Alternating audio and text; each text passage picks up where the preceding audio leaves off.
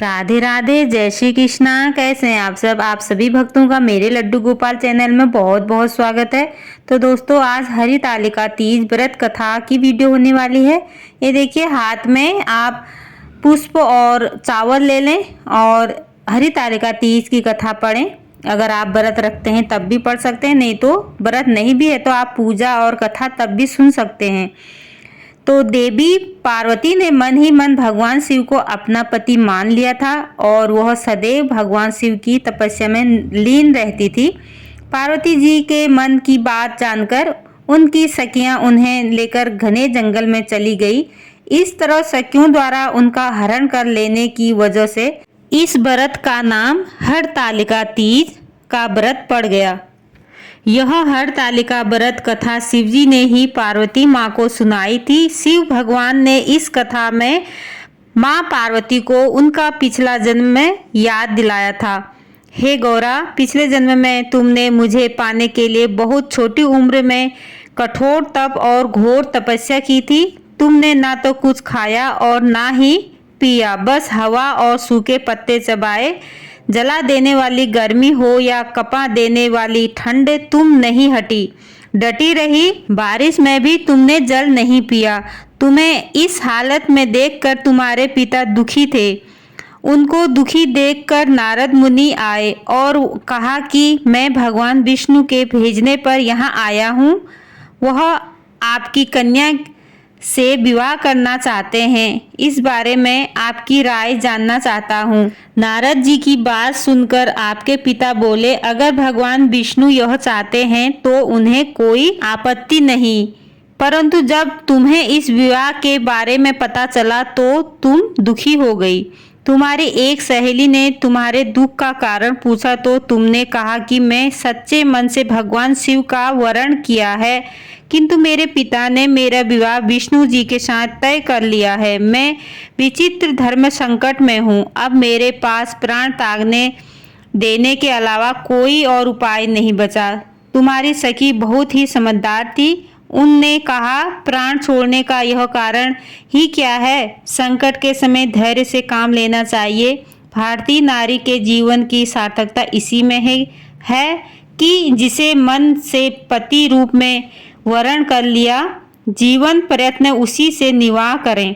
मैं तुम्हें घनघोर वन में ले चलती हूँ, जो साधना स्तर भी है और जहाँ तुम्हारे पिता तुम्हें खोज भी नहीं पाएंगे। मुझे पूर्ण विश्वास है कि ईश्वर अवश्य ही तुम्हारी सहायता करेंगे। तुमने ऐसा ही किया। तुम्हारे पिता तुम्हें घर में न पाकर बड़े चिंतित और दुखी हुए। इधर तुम्हारी खोज होती रही, उधर तुम अपनी सहेली के साथ नदी के तट पर एक गुफा में मेरी आराधना में लीन रहने लगी। तुमने रेत के शिवलिंग का निर्माण किया। तुम्हारी इस कठोर तपस्या के प्रभाव से मेरा आसन हिल उठा और मैं शीघ्र ही तुम्हारे पास पहुंचा और तुमसे वर मांगने को कहा। तब अपनी तपस्या के फलीभूत तुम्हें अपने समक्ष पाकर तुमने कहा, मैं आपको सच्चे मन से पति के रूप में वरण कर चुकी हूँ। यदि आप सचमुच मेरी तपस्या से प्रसन्न होकर यहाँ पधारे हैं तो मुझे अपनी अर्धांगिनी के रूप में स्वीकार कर लीजिए। तब तथास्तु कहकर मैं कैलाश पर्वत पर लौट गया। उसी समय गिरिराज अपने बंधु बांधवों के साथ तुम्हें खोजते हुए वहां पहुंचे। तुमने सारा वृत्तांत बताया और कहा कि मैं घर तभी जाऊंगी अगर आप महादेव से मेरा विवाह करेंगे। तुम्हारे पिता मान गए और उन्होंने हमारा विवाह कराया।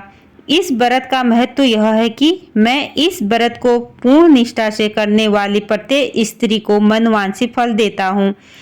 इस पूरे प्रकरण में तुम्हारी सखी ने तुम्हारा हरण किया था, इसलिए इस व्रत का नाम हरतालिका व्रत हो गया। इस व्रत से जुड़ी एक मान्यता यह है कि इस व्रत को करने वाली स्त्रियां पार्वती जी के समान ही सुखपूर्वक पति रमण करके शिवलोक को जाती हैं। सौभाग्यवती स्त्रियां अपने सुहाग को अखंड बनाए रखने और अविवाहित युवतियां मन मुताबिक वर पाने के लिए हरितालिका तीज का व्रत करती हैं।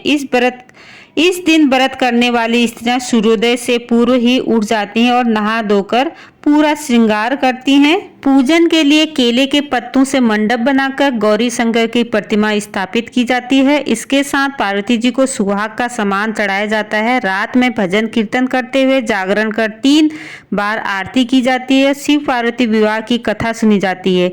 इस व्रती को शयन का निषेध है।